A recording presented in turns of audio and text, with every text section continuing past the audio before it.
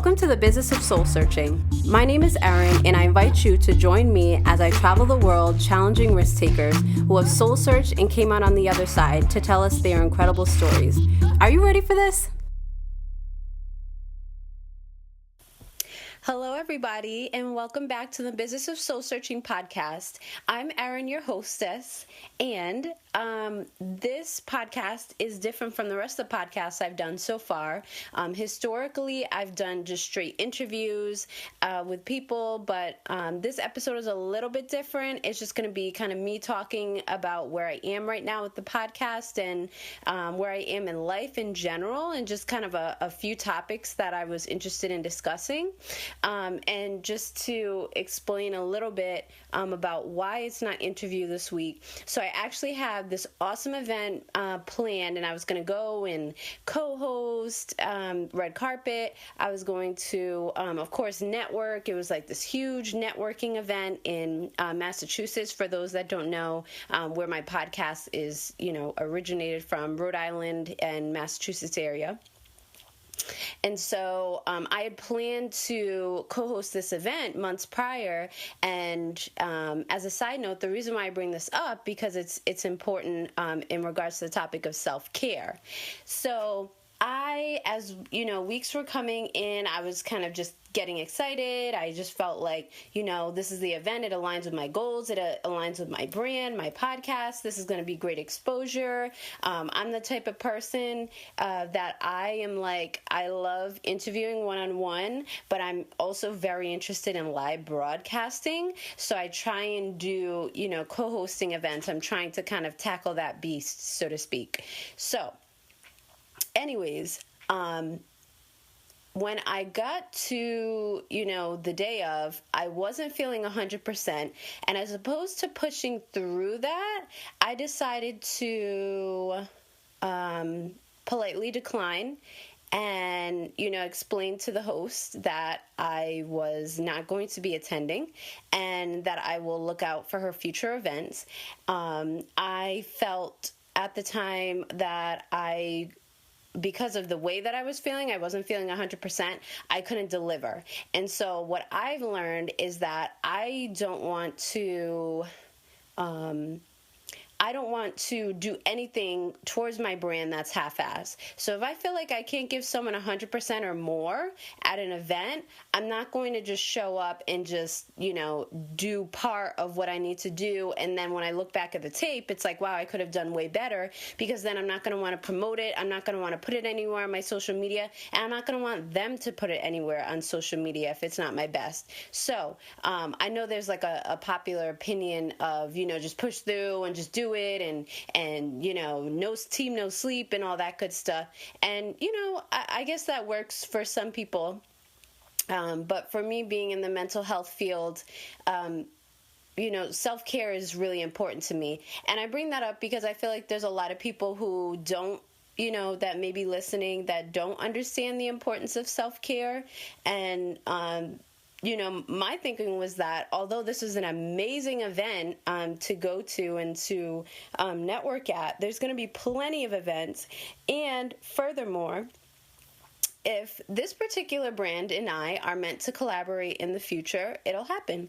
So, like I said, sometimes I feel like it's okay to kind of just take the L quietly, respectfully, explain to, whoever you were communicating with that, today is not the day, and just, try your best in the future to plan ahead and go from there. So, with that being said, I do not have an interview this week, which is fine. I was interested in season 2 to start kind of just doing talks on my own, just so that my listeners can get to know me. I feel like you all have gotten to know the people that I've carefully chosen for my podcast, which is amazing. They're amazing entrepreneurs and risk takers, and they are actually, a lot of the people that I've interviewed so far, I actually am either going to be collaborating with coming up, or have collaborated with, or are very, very, or I should say, and/or are very good friends with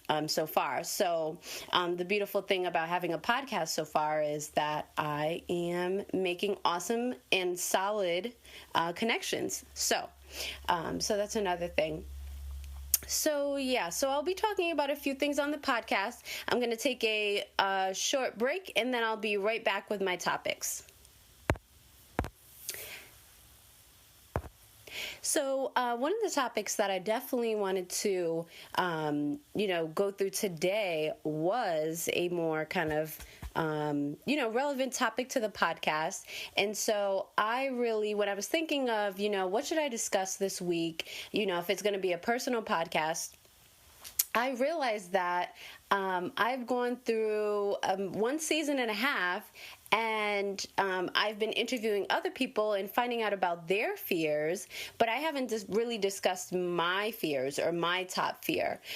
So I really self-reflected, and I said, what is one of my scariest, or what is one of the scariest things to me? And so in my promo video, I talked about how self-reflection can be very, very scary. Looking inside of yourself and really looking at, what are the things that are going wrong with me? Like, what are patterns that I picked up from my parents or just people in life in general, relationships, for example, that are not effective and that are not contributing to my wealth and my knowledge and my glow up. So that's, that can definitely be scary. I found out a lot of things, about myself since I started reflecting I would say my soul searching journey really started in maybe 2012. And so although it's very scary, I've learned so much and I've grown so much. And I have a lot of growing to go, but it just really helps me because I can look at my, my, how do you call it? My dark spots, my weak spots, so to speak. So if you know your weak spots, then other people can't necessarily call you out and, you're surprised about it and you know how to move. And so the season that I'm going into in my life, being married in 27, starting a brand and business, it's important that I know my strengths and my weaknesses. I need to know my strengths so that I can niche down, as people say. So really focus on why I'm different from other people in my industry, or that have similar brands to me. Why are people choosing me versus other people that have traveling podcasts, for example?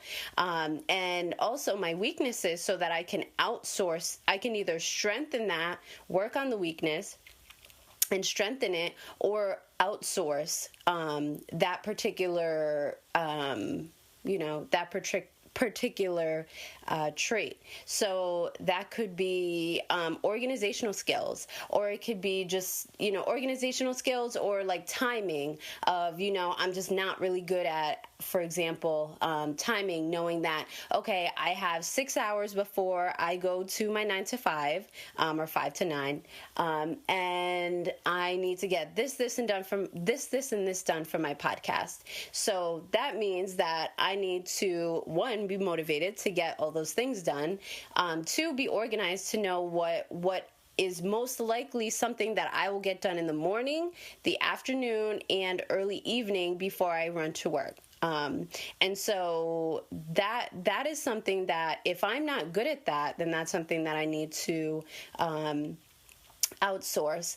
Something that I picked up on recently was that I was in a cross-cultural class, over the summer for my schooling, and I realized from we were taking kind of an inventory on our weak spots and our blind spots, so to speak. And one of mine has to do with, being like in comparison to men. So my interactions with men, sometimes I'll feel like men will be always trying to oppress me, or that they are trying to do some type of power play, and that I always need to be on my guard. Whether that's true or not, that can be a blind spot if I'm doing business and I'm choosing a business to either collaborate, partner, or invest in, or they're choosing to invest in me.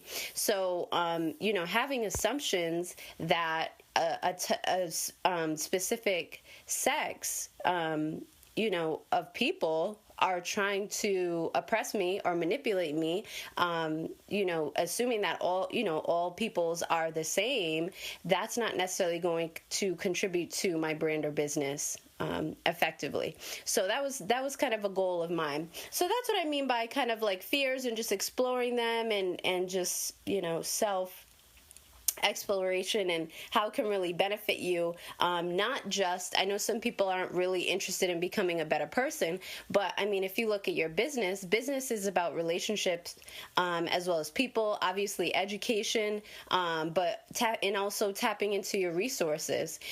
So, communication and connections. So, sometimes it's worthwhile, at least in that aspect, So that's that. But in regards to my fear, I would say when I really kind of thought of that, obviously self-reflection can be, scary, but I feel like I've pretty much gotten over that, but another fear of mine that I'm trying to get over, at least one of my goals this year, is singing in front of people. So, which may seem very benign, and also people are probably thinking like, what the hell does this have to even do with the podcast? So, as a general reminder for people who are just tuning in, the Business of Soul Searching podcast has to do with me interviewing entrepreneurs that have taken calculated risks and just seeing what it looks like on the other side of their fears. And, for them, when they've soul searched and really looked into, what I like and, whether I want to leave this job or I want to try this new trade, and like I said, taking calculated risks and really benefiting from that and turning it into a brand and business. So in regards to singing, the reason why I am so focused on fear is because of a woman, Carmen Veal, and she is on Facebook and Instagram, and she is a lovely woman that lives in Connecticut, and she's the CEO of Brown Skin Women, and so part of her platform, among many things, is she tries to